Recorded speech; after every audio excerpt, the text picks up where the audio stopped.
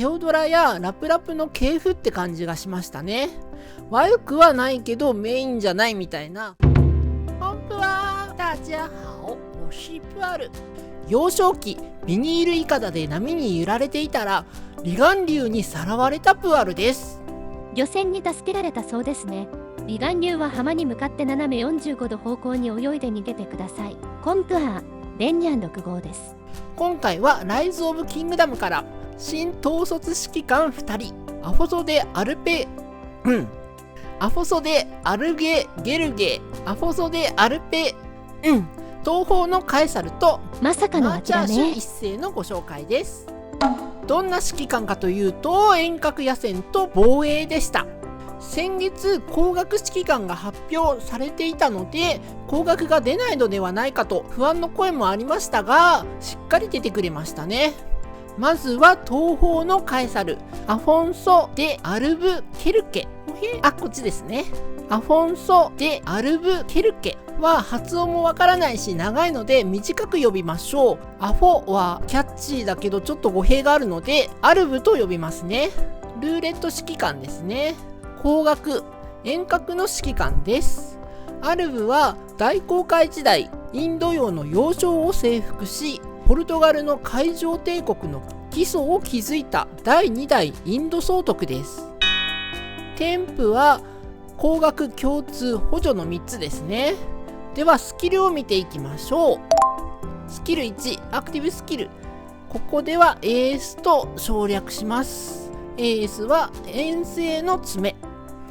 AOE3 部隊へのスキル攻撃ですね。怒り1000消費で発動。ターゲットが遠距離の場合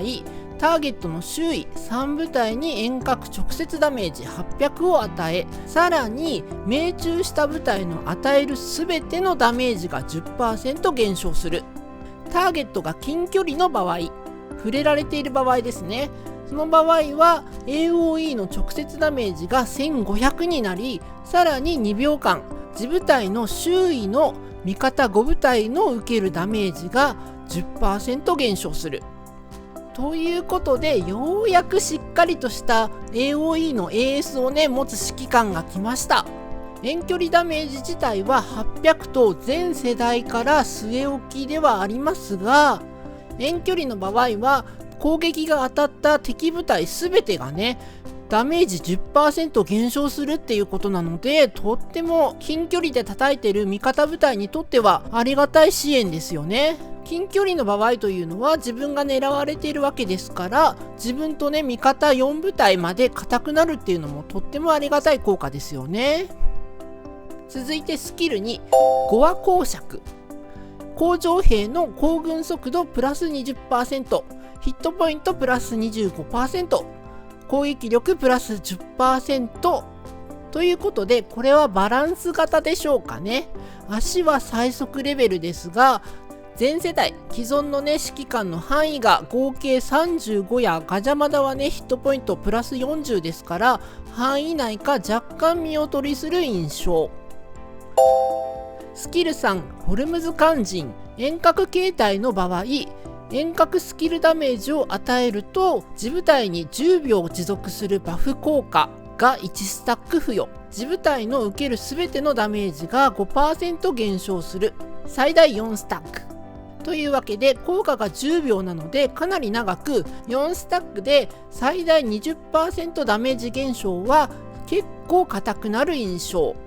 もし制約なくスキルダメージを与えたタイミングで1スタックならば AS の遠征の爪で3部隊に当たるので一気に3スタックになるから、早めに最大スタックにできるスキルかもしれない。でちょっとここで一つ提案なんですけど、遠隔形態の場合って限定するスキルや効果をなるべくやめていただきたい。遠隔大好きな遠隔専門の提督は PVE のイベントも光学指揮官で参加するんですよ。イベントの敵って逃げ回るターゲットも多くて、常に移動するために遠隔形態は取っていられなくって、 V 陣形だといちいち変形しだすしさ、通常の凸形の円月陣アーチフォーメーションとかスキルならねウェッジフォーメーションとかでやったりもするんだけど、そんな事態で変形を指定するねスキルが無効になっちゃうと結構弱くなっちゃうんで、極力ね遠隔形態限定のために無効にされてしまうスキルは設定しない方向でお願いしたいですね。はい、次スキル4、煙幕の海岸線。遠隔基礎攻撃時 30% の確率でターゲットが遠距離の場合、遠隔直接ダメージ300を1回与え、さらに2秒間行軍速度を 10% 減少させる。ターゲットが近距離の場合は遠隔直接ダメージ500を1回与え、2秒間ターゲットは受ける全てのダメージが 5% 上昇する。クールダウンが5秒。これは白ツンキラーですね。白ツン当て逃げとかね、いろんな呼び方されてますが、白ツンに関して詳しい説明は以前の動画で紹介しています。概要説明欄にねリンクをしておくので、そちらもご覧ください。ここではざっくり言うと、城から出てきてはすぐ引っ込んじゃう敵のことですね。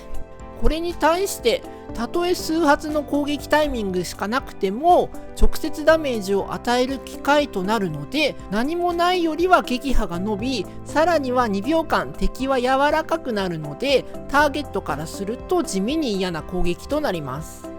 しっかりとした長期戦の場合でもクールダウンは5秒なので、1エースサイクルで1回は発動してくれるかなというような頻度でしょうか。スキル5、海を行く獅子。スキル4、煙幕の海岸線の強化です。遠隔基礎攻撃時 30% の確率が 50% に上がります。ターゲットが遠距離の場合は遠隔直接ダメージ300が400と100上がり、行軍速度 10% 減少が 15% 減少と 5% 上がります。ターゲットが近距離の場合は遠隔直接ダメージ500が700と200上がり、ターゲットは受ける全てのダメージ 5% 上昇が 10% にと 5% 上がり強化されています。この強化により一気に発動確率が上がるので、スキル3のスタックの貢献とクールダウンから間を空けず発動する期待が高まりますね。添付の一例はこんな感じ。軍旗は眼光鎮 V フォーメーションですね。グリフはスキルダメージ上昇系が相性が良いでしょう。もちろん全てのダメージアップや遠隔攻撃のダメージアップは汎用性が高いので持っているといいですね。ペアですがゴンサロ一択です。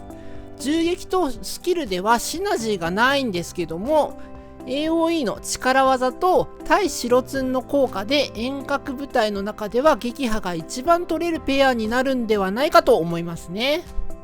前主将をねどっちにするかですが、エースを打つ機会が安定するならアルブを前に、前主将のエースが発動するかわからないくらいの短い戦闘になりそうな場合はゴンサロが前の方がいいかもしれません。お好みで編成しましょう。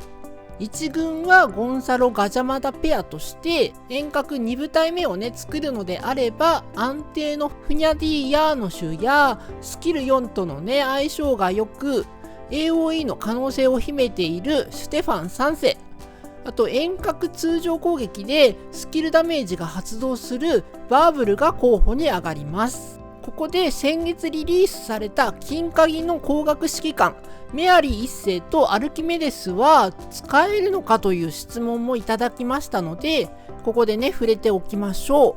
う。結論としては征服シーズンでは使わない方が良いでしょう。第3シーズンに出るマルグレーテ以降のどの光学指揮官よりも弱い。なので金鍵指揮官はシーズン2まででね思いっきり活躍してもらいましょう。エピックの光学指揮官も同様ですよ。まあどれも一方的に叩ければ少しは撃破になるんだけど、より多く撃破が稼げるかといえばこういう回答になります。では最後にこの指揮官の特に良いところを見ていきましょう。AOE スキルダメージとダメージ減少デバフ。遠隔通常攻撃 40% の確率で小スキルダメージ。シンプルですね。さて、このチャンネルではプアルが注目しているゲームの紹介やレビューフィードバック、実際やってるゲームのプレイ動画などゲームについての発信をしています。プアルちゃんは不定期投稿です。投稿された時に通知が来る設定にもできるので、よければチャンネル登録していってくださいね。さあ、続いてマーチャーシュ一世です。こちらは防衛指揮官ですね。防衛なので MG 指揮官でしょ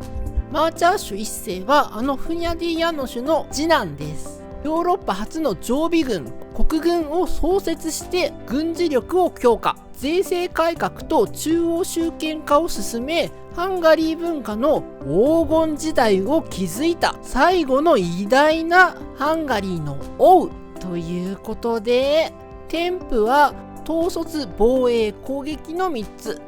気になるスキルはこちら。スキル1、エースは四方の威圧。AOE5 部隊へのスキル攻撃ですね。直接ダメージ2400。また、自分の城を防衛する場合は3秒間受けるダメージが 10% 減少する。これは強いですね。このダメージ係数は今までの指揮官がね、単体で出していたものなので、これを5部隊となるとスワームには強力な対抗手段になります。さらに城の防衛だと3秒間の 10% ダメージ減少なのでかなり優秀です。スキル2、国軍を滑るもの。攻撃力 15%、防御力 15%、ヒットポイント 10% が上昇。3種以上の兵種の場合、与える反撃ダメージ 10% 上昇。バランス型ですね。トータルで 45% 上昇と数値は高くなってます。スキル3、コルビナ文庫。防衛指揮官の場合、怒りが 70% に達するたび4秒間受けるスキルダメージ 25% 減少。城防衛の場合、さらにシールド800を4秒間展開する。クールダウンが5秒。怒りが0から 70% に達するにはだいたい5ターンほどなので、効果が切れても 4,5 ターンの間隔で発動すると考えていいかな。防衛指揮官を務める場合、ハイフンの表記からすると、自分の城の防衛の場合はシールド即発動ってことになるんだけど、いいんだよね。その前提で理解を進めますけど、戦闘開始時にシールドが展開するのか、シールドがね1ターン目に発動してから2ターン目に展開するのかっていうのがわからないけども、開始1ターンかね2ターン後にシールドがつくので、だいたいクールダウンごとにシールドがつくことになります。これが誤解でなければまあまあいい感じのスキルだよね。前者のスキルダメージカットは指揮官の実装タイミングからシャープールのねラリーに対抗しているように見えますね。今一番強いラリーがシャープールなので一見いいようにも見えますが、歩兵の銃撃ラリーや騎馬の連撃ラリーも全然弱いわけじゃないので、少し不安が残るスキルです。スキル4、ハンガリーの盾。自分の都市を防衛する場合、与えるすべてのダメージが 5% 上昇。基礎攻撃を受けると 15% の確率で四方の威圧を1回発動する。クールダウンが15秒。自分の城の防衛に特化したスキルですね。ダメージアップはいいね。スキル1を発動させるのは優秀ですが 15% と低く、クールダウンが15秒とかなり厳しめ。稀に少しダメージアップにはなりますが恩恵は低そう。スキル5、公正なる君主。ハンガリーの盾の強化です。自分の都市を防衛する場合、与えるすべてのダメージが 5% から 10% に 5% 強化。スキル1が発動する発動確率が 15% から 20% にと 5% 強化され、クールダウンが15秒から10秒に短縮ということですが、前者のねダメージ上昇は単純にいい効果として恩恵は受けられるんですけど、スキル1の発動効果については 20% になってもやっぱり厳しめですね。クールダウンも10秒なのでまあ厳しいですよね。発動の機会は少ないでしょう。増援などで戦いが長引くオブジェクト戦ではないため、トータルとしてはそこまでのダメージアップにはつながらない可能性が大きく、ここは残念な印象です。さあ、この指揮官の特に良いところはこちら。なんといっても AOE ダメージとスキルダメージカットでしょうか。ダメージカットやシールド、別スキルからの AS 発動などいいところの半分は城の防衛限定なので、城防衛指揮官と言っていいでしょう。添付の防衛攻撃の組み合わせは文徳さん以来です。振り分けの一例はこちら。軍旗はテルシオですね。なぜならメインが城防衛だからです。オブジェクト防衛をするときは法人かペアにより亀甲人も選択肢に入るでしょう。ペアはラプラプで攻撃特化にするか、ヘラクレイオスで安定させるかって感じでしょうかね。とはいえシャープール対策で一度はゴルゴ、チェオン、ダキテーヌとね組ませて試してみることになると思います。火力に惹かれるところもあり、ひょっとしたらシャープールには有効な可能性もありますが、予想では白受け以外光る可能性は低いと見ています。さあ2人見てきましたがいかがでしたでしょうか。最近必須級の指揮官登場が続き、金蔵が足りないで困ってましたが、遠隔と防衛は専門外の方は金蔵を貯めるターンができてよかったですね。